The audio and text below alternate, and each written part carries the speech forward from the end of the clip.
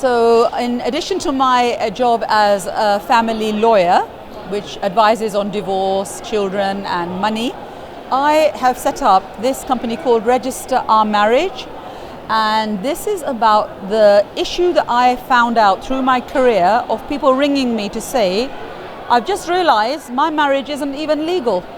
I haven't got any rights at all under the law. And that really shocked me as a lawyer, because everyone should have the equal access to justice.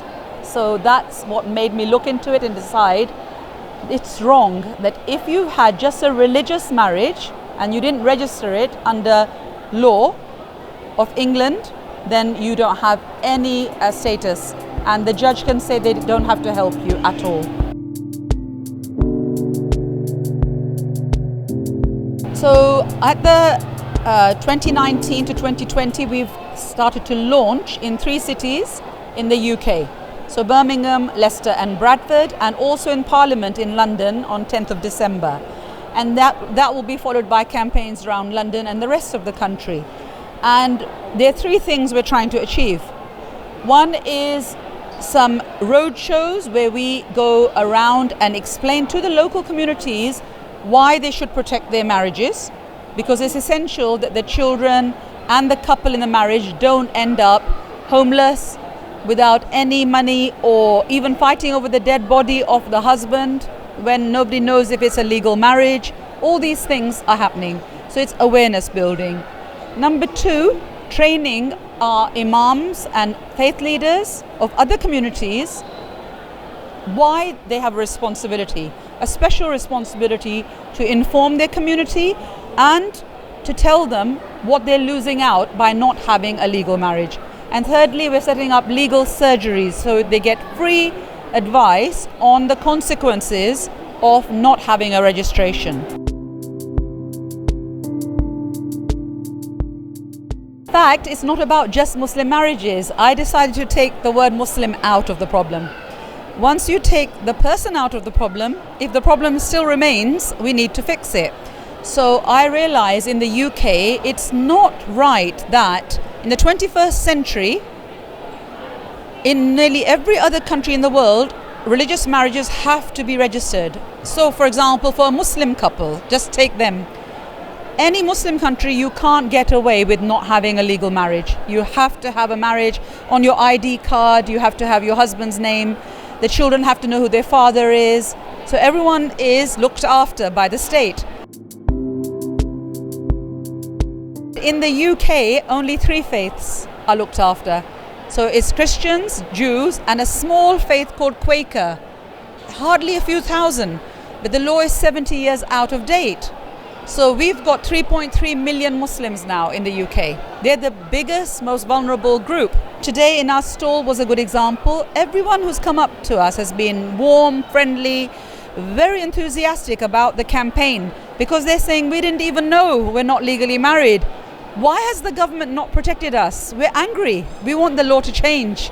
We're going to support you in getting the law changed, and we're going to inform all our family and friends, be careful, have a legal marriage.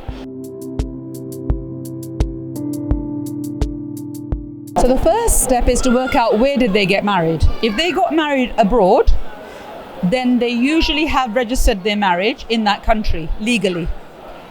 If they've got that certificate, that marriage will be accepted in most countries in the world, including in the UK. So they're fine, they don't need another registration. However, if they got married under a nikah in the UK and their mosque was not registered to perform that marriage, or the hotel or the restaurant they got married wasn't authorized, then they won't have the legal certificate. And how they will know the difference is it's a long green certificate, green colored, strange shape, very long. So if they have that, they know they've got a legal marriage. Many people here are saying, I've got a legal marriage, I've got a certificate for my mosque. That's even worse, because you think you're legally married and you're not. So you're not even aware the trap you're in. Many mosques now don't even give a paper certificate. They're just marrying you orally and they're not giving a certificate. So you might be in even more problems. I would advise you go and speak to your husband or wife and ask them, please can we register our marriage so we're both protected? If we're worried about our assets, our house, our business, our money, our income, we can have a very simple prenuptial agreement. It's a prenup. Not difficult at all, not that expensive. And under English law, at least you're protecting what you built together you can share, but what you owned before the marriage, you can keep your own. I think that makes people very comfortable. They then put that agreement away in the cupboard and they get on with life. They never have to think about it again. The chances of your relationship breaking down if you're not legally married are roughly double. So you have double the chance of success if you have a legal marriage.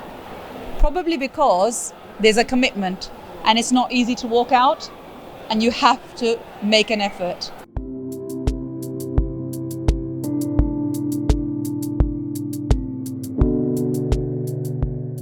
The repercussions of a relationship breaking down are huge. You could be made homeless overnight because the in-laws own the house if your husband dies. You could have put £500,000 as a successful businesswoman into a house you thought was your marital home, but it turns out you're not legally married. Going to the courts to try and get that back is almost impossible. So expensive, so slow, so difficult that most people don't try. Divorce itself is not easy. It's expensive. People are scared of legal divorce, but at least it's got a structure. At least the courtroom is there. The judge wants to hear your side, and at least you know you'll get justice at the end. So you might find it hard, but if you have a good solicitor, it's not that difficult because you've got a route map and you can get out of that. Otherwise, it's like being in jail for a long time. You might have to go to Sharia council. You might find that it takes over a year or two just to be heard, and even then they might force you into staying in the marriage. There are many, many problems that you can't even think about. We ask for your prayers. Ask for your prayers, and inshallah the imams I would like to address, I would like them to be with me. This is an international problem in South Africa, in Germany, and in many other countries. So the only people who are actually protected are in Muslim countries. They have got legal marriages. They should be very grateful. But in all the non-Muslim countries, we are very, very vulnerable because we are assuming that the law is protecting us. The imams are shocked to find that they are harming so many people. They're feeling very guilty. So mashallah, they've been completely on board and supportive. And I'm looking forward to the whole community on social media, sharing this good news about the campaign and just coming to the events and writing blogs and influencing people. So I'm looking forward to your support. Thank you.